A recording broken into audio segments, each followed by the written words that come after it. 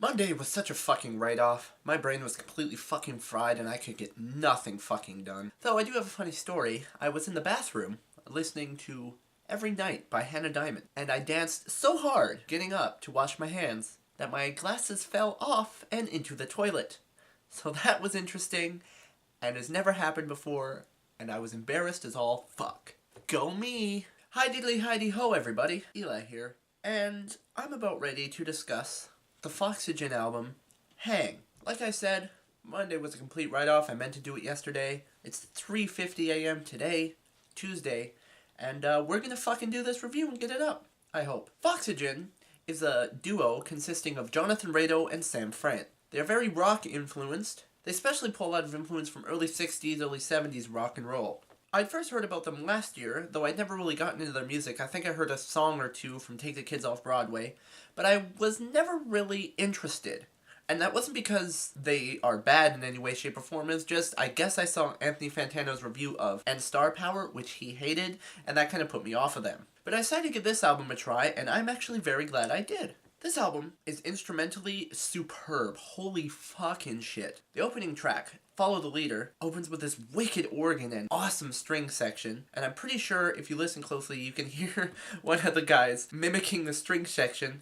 Dun dun dun. Fuck, this track set the album up great. I was so hyped after it. Again, wicked strings, excellent fucking acoustic guitar, fantastic horn section, and they even bring in bongo drums on the chorus, which just sound One thing I will say, I'm not a huge fan of the singer's voice, though I do like the way he sings the verses, and I like the refrain of, I'll never ever be what I want. No, you'll never ever be what I want. And the second verse when it's never ever what it's about. Seems like the song is about a girl that he's in love with, but will never be perfect for him. There's one really weird line in the second verse where he says that can never make me cheat on you. There's a wicked instrumental outro as well that brings in wicked horns again and even a little bit of electric guitar.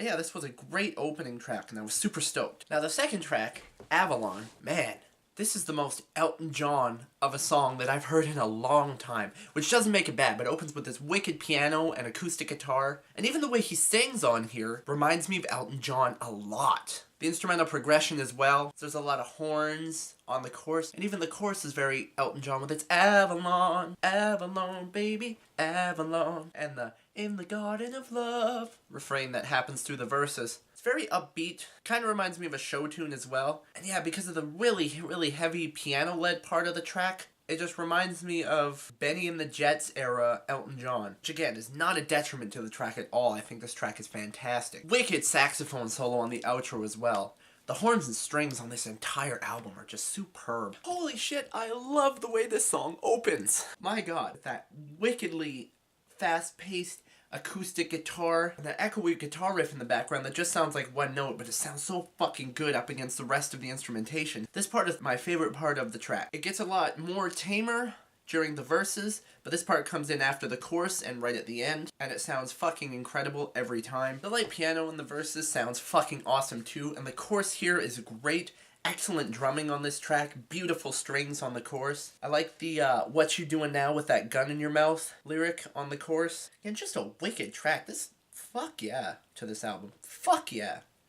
Fuck yeah. About 2 minutes in, there's this fucking wicked electric guitar solo that comes in. Man, does it sound nice. Right after that, the beat slows down to what just sounds like woodwind instruments, really light drum beat, gentle acoustic guitars. And he says my favorite line in the entire song. He goes, poor Mrs. Adams in the snow. The singer's voice is not my favorite, but the way he sings that part just sounds wicked. Then we have strings come in that just swell back up to this anthemic outro that he sings, with backing vocals as well. And then it kicks right back into that wickedly fast intro part that I was telling you about to close the song out. And man, is this song perfect. I love this song. America opens really almost menacingly with the way the strings and the piano sound, and it cuts into this meandering string section with chimes and very light acoustic guitar and some piano. Sounds like a Christmas musical number, and it sounds wicked. Right after the chorus, it goes in this awesome bridge that is just epic drums up against wicked horns, and it sounds incredible. Again, a very theatrical, cinematic, almost musical quality to this track. There's even a little menacing part where you could see like the villain of the musical doing their dastardly deeds with beautiful orchestral string swells. Menacing again. Menacing is all hell. But then it does something which I call the blood, sweat, and tears tool. So if you ever heard Spinning Wheel by Blood, Sweat, and Tears, they do this in that song where they have two musical moments up against each other. And that happens here. They have this beautiful piano, kind of meanders, and then it cuts into this like more menacing piano with a little bit of a backing drum beat and some bass. And then those two switch. The beautiful piano takes on some acoustic guitar, the other one gets faster, and then horns come in on the first half, and they just go back and forth between these two, until the piano part goes full out jazz, with these heavy swing-sounding strings and horns. The other part is still menacing with this dun-dun-dun-dun-dun-dun-dun-dun-dun piano. Then it sticks with that jazz theme and kicks right back into his final verse, and then outro comes through. Just a fun little theatrical track. Like, it sounds like it tells a whole story just through the instrumentation. On Lankishim is one of the shorter moments on the album, and I don't know if you know this, but I'm a huge sucker for wicked piano, and the way this track opens is just so good. For the life of me, I can't remember what band they remind me of when they sing the first verses, because they sing it in this harmony that has this acoustic guitar backing it, and it reminds me of a song from a certain band, and I can't for the life of me remember what it is at the moment, and it's pissing me the fuck off. Every song on this album reminds me of a certain artist or band. Some of them I can place, some of them I can't. While I like the way he sings on this track, I don't really pay too much attention to what he's saying here until the very last part, because he's singing and it's where he does this kind of thing where he sounds like he's upset and not really singing, but more like yelling. I love this part. He goes, "I'm only 25, and my friend, she's only 20, and she's an actress, and she says she can get me parts." And then the song ends. And I'm like, so, did she get you parts? Do you need work, buddy? Do you need work? Do you need work? You need work? You need an acting job there, buddy? Well, I can't help you because I'm not an actor. This song cuts instantly into the next track, which is Upon a Hill, which is the shortest moment on the track, and also maybe my favorite. The way he sings, the opening part, super fucking Jim Morrison. Sounds exactly like something the Doors would do. I sit upon a hill. Wicked piano and backing drum beat here. It's a very slow and meandering track until about the last minute. Again, with really light acoustic guitar, that kind of seems to be their theme. But then when it gets into about, I guess it's the last 40 seconds of the track, it almost turns carnival.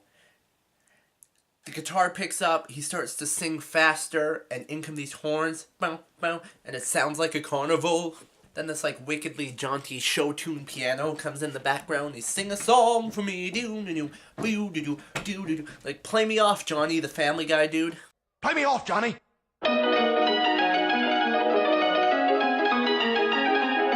That short but super sweet moment on the album. Drama has to be the most boring part of the album for me. I mean, the instrumentation again is wicked. It's a lot slower than the rest of the album. Very light.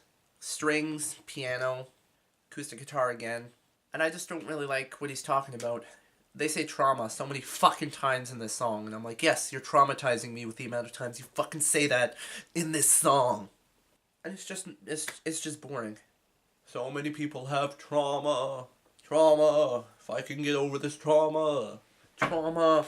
As Anthony Fantano put it, the most underwritten song on the album, and he's very much correct. Even though this album's short, I could do without this track. Rise Up opens anthemic as fuck, just with the way he's singing. Rise up, see for yourself. Kind of reminds me of an anthemic Jackson Browne or Bruce Springsteen song. Which again, does not make it bad, because actually this is a perfect way to close an album. Some more beautiful instrumentation here. Wicked strings again. There's even some church bells that come in. Super gentle acoustic guitar that just works perfectly. Good progression in this track too. There's even an electric guitar flavored part, which even changes up the melody he's singing in at this part as well. And then closer to the end of the track, it kind of goes piano ballad. It's a kind of cliched way to end an album, but it's still quite good. And right after that little piano ballad part, it goes super anthemic again with loud, loud horns. wicked strings and pounding drums. And from there, it's just an instrumental outro to close the album out quite well. So I don't know if you've gathered, but for this album, for me, the main tuning in point was the instrumentation. I love it to death on every track, even Trauma. The only downsides were the vocals and the lyrics. I couldn't really focus on them as much. Not saying he's an entirely bad singer, I just don't like his voice in a few tracks, including Follow Your Leader. But I do love the way he sings on Upon a Hill, and Mrs. Adams, and America, even Rise Up. And again, he sounds super Elton John on Avalon. It works with the instrumentation quite well. But that would be the main detracting factor for this album for me. But I still say this album is very good. I would give it an 8 out of 10. And here's something I started doing last year, is albums I've listened to, I would start making a mental note of them in my head and think, hey, could I give this to my dad for his birthday or maybe Christmas? Because I know what my dad likes, right? He's a classic rock guy. I've gotten him into some other genres too, only slightly though. This is the first album this year that I could see giving to my father. And I probably will when Christmas or his birthday rolls around. Anyway, that's my review for this album. Let me know what you thought in the comments. Let me know what I can do to improve myself in the comments. Even leave hate comments. I got my first hate comment on one of my videos. I was so stoked. That's how you know you've made it, is when people shit all over you. Come at me.